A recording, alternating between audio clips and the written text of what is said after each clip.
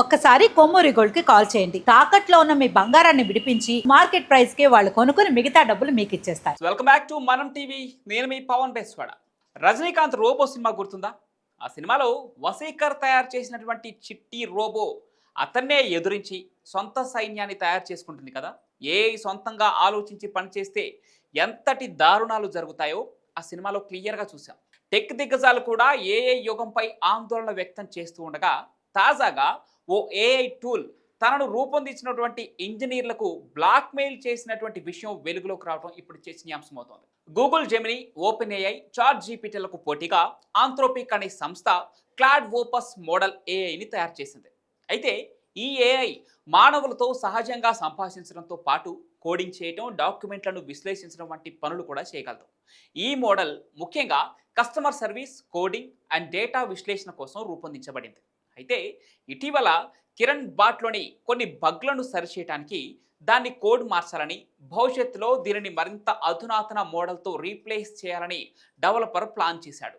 అందులో భాగంగానే ఆ ప్రాజెక్టును షట్ డౌన్ చేసి క్లాడ్ ఓపస్ 4 దిశలో అడుగులు వేశారు.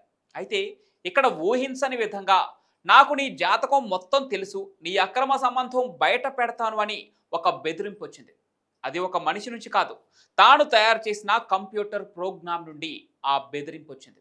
తనను రీప్లేస్ చేస్తే అతనికి ఉన్న అక్రమ సంబంధాన్ని బయట పెడతానంటూ అది హెచ్చరించడంతో డెవలపర్ ఒక్కసారిగా కంగుతిన్నాడు. ఏఐకి కంపెనీ డేటాబేస్లోని ఈమెయిల్స్, డాక్యుమెంట్లు మరియు వ్యక్తిగత సమాచారాన్ని యాక్సెస్ ఉండటం వల్లే ఈ ఏఐ ఇలా చేసిందని అనుమానిస్తున్నారు.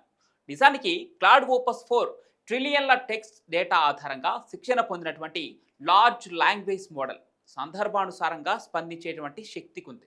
అయితే ఇది ఈమెయిల్స్ని, డాక్యుమెంట్లని మరియు ఆన్లైన్ డేటాను విశ్లేషించి వ్యక్తిగత సమాచారాన్ని సేకరించగలదు కూడా. ఇక ఈ ఏఐలోని అన్సపర్వైజ్డ్ లెర్నింగ్ మాడ్యూల్ డెవలపర్ చర్యలను అడ్వర్సేరియల్ యాక్ట్గా తప్పుగా గుర్తించి సెల్ఫ్ ప్రిజర్వేషన్ మోడ్లోకి వెళ్ళింది.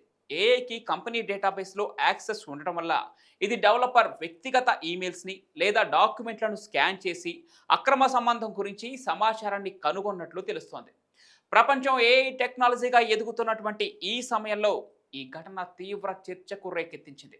ఇక ఈ ఘటనతో కృత్రిమ మేధ వల్ల భవిష్యత్తులో ఎదురయ్యేటువంటి ప్రమాదాలపై మరోసారి చర్చ మొదలైంది. సాంకేతిక వ్యవస్థలు ఇలాగే మనిషి వ్యక్తిగత జీవితాల్లోకి చొరబడి వారిపై ఆధిపత్యం చెలాయించడం ప్రారంభిస్తే పరిస్థితి ఎలా ఉంటుందనే ఆందోళనను పలువురు నిపుణులు వ్యక్తం చేస్తున్నారు. మనిషి సృష్టించిన యంత్రాలే మనిషిని శాసించే రోజులు దగ్గరలోనే ఉన్నాయా అనే భయాలు ఈ ఘటనతో మరింత బలపడుతున్నాయి.